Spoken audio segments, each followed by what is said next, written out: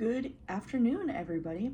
So, in class later this week, we're going to be doing what's called the traveling flame experiment and learning how vaporized wax smoke from candles can relight a candle without touching the wick due to the hydrocarbon breakdown of the wax burning. But in order to properly do that experiment, we are going to go over some fire safety rules first. Now, we already covered a lot of lab safety rules this year, but this one is specifically for fire safety. The goal of this lesson is going to be to, again, review safety rules, especially with lighters that we're going to be using for this candle experiment.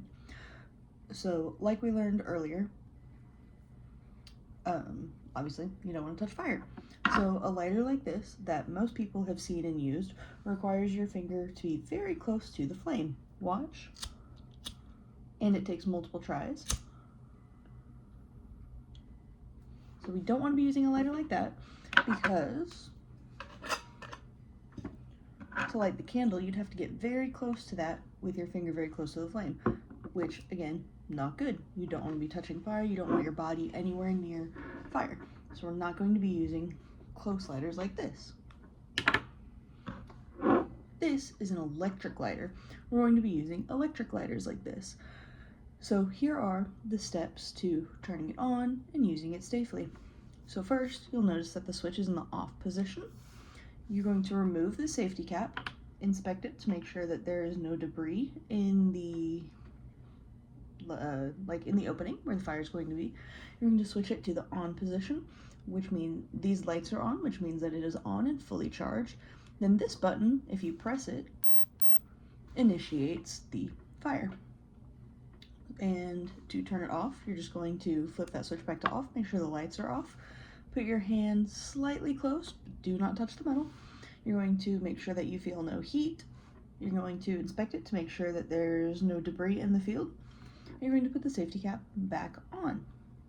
So that's how we're going to be safely and properly using this equipment to light candles. So now that we've learned how to properly and safely turn on and off the electric lighter, we're going to learn how to safely light a candle. This candle is honeysuckle bouquet scented. It's very nice, it has a very clean scent. So we're going to take off the safety cap, turn on the lighter, make sure the lights are on, no debris, and it works properly. You're going to, again, like we learned with the small lighter, you don't want the fire anywhere near your body, so we're going to look at it from slightly far away, make sure we hold the lighter kind of far away, but close enough to the wick with it on. And sometimes it takes a second, which again is another reason we don't want to use the close lighter. Inspect it to make sure there's no debris.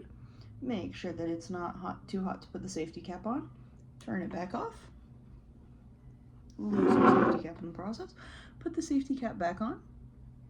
And then put the lighter down. And now you have a lit candle. To blow out the candle, you just give it a very light blow so that nothing goes anywhere. And then put the cap back on. We learned earlier this year about oxygen and carbon dioxide. Oxygen is what you breathe in, and it fuels your body. It also fuels fire. Putting a cap on a candle kills the oxygen content in here, so that there's no chance of the candle relighting. If we take this off, some smoke comes out because the candle is still very hot and slightly smoldering. And again, that's why we keep the cap on, so that there's no chance of the fire relighting or anything that wasn't blown out coming out.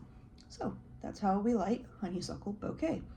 And we're going to be using this process in the traveling flame experiment. So again, we talked about oxygen and carbon dioxide during our respiratory system, how those gases are not flammable but can be used with flammable gases. Oxygen we breathe in, carbon dioxide we breathe out. Oxygen fuels us, oxygen fuels fire.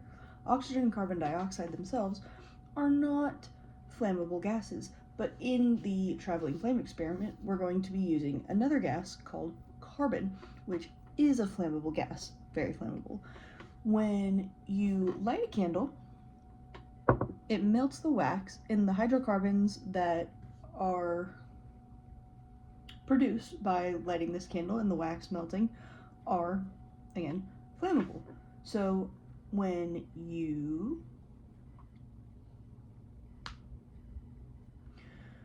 add the hydrocarbons from the candle wax, it allows the fire to be lit and stay lit.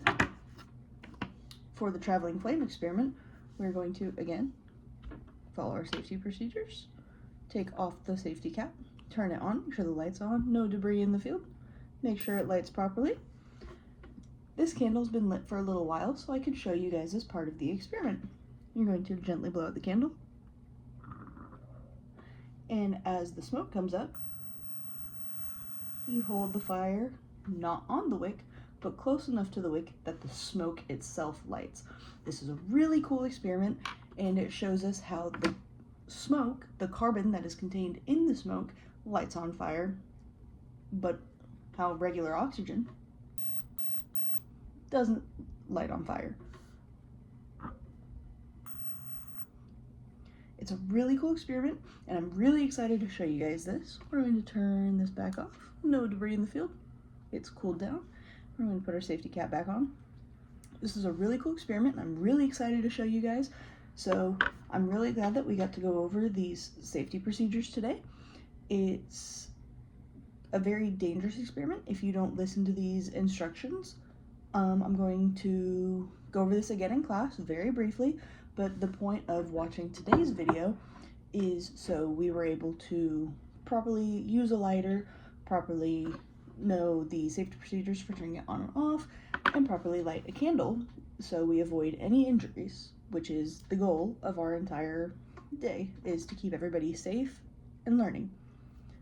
I'm excited to share this experiment with you guys this week, and I hope to see you guys all tomorrow. Thank you.